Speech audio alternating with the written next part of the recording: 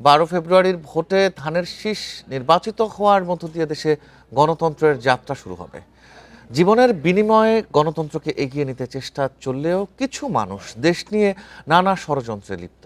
এছাড়া খাল খনন সহ বহুমাত্রিক উন্নয়নের আশ্বাস দেন তিনি।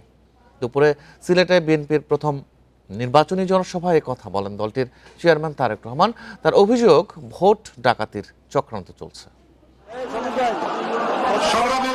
পূর্ণভূমি সিলেট থেকে শুরু ত্রয়োদশ সংসদ নির্বাচনে বিএনপির আনুষ্ঠানিক প্রচার।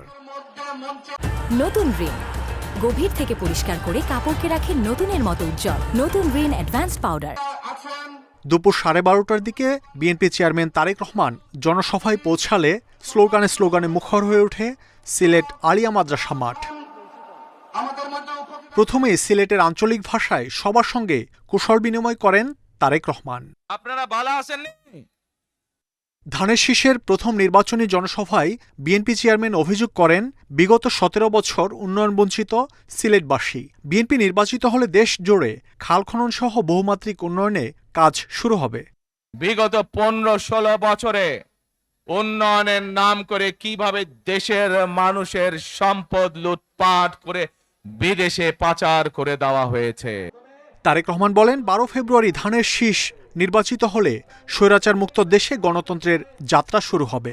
মধ্যপ্রাচ্য সহ বিভিন্ন দেশে পোস্টাল ব্যালট যেগুলো পাঠানো আছে সেগুলোকে কিভাবে ডাকাতি করা হয়েছে, ঠিক যারা এই দেশ থেকে পালিয়ে গেছে তারা যেভাবে আপনাদের ভোট ডাকাতি করেছিল, ঠিক একইভাবে আবার সেই ষড়যন্ত্র শুরু হয়েছে। দেখেছেন আপনারা?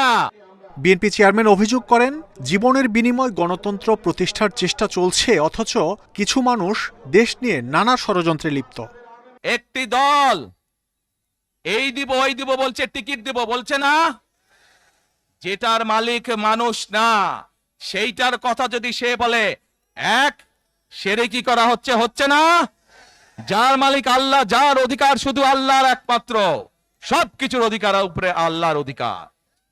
কাজেই আগেই তো আপনাদেরকে ঠকাচ্ছে, নির্বাচনের ফলে তাহলে কেমন ঠকাবে আপনাদেরকে বোঝেন এবার। সবার কাছে ফ্যামিলি কার্ড পৌঁছে দিতে ধানের শীষকে বিজয়ী করার আহ্বান জানান তারেক রহমান। যাদের ভূমিকার মাহমুদ শরীফ, ইন্ডিপেন্ডেন্ট নিউজ, ঢাকা।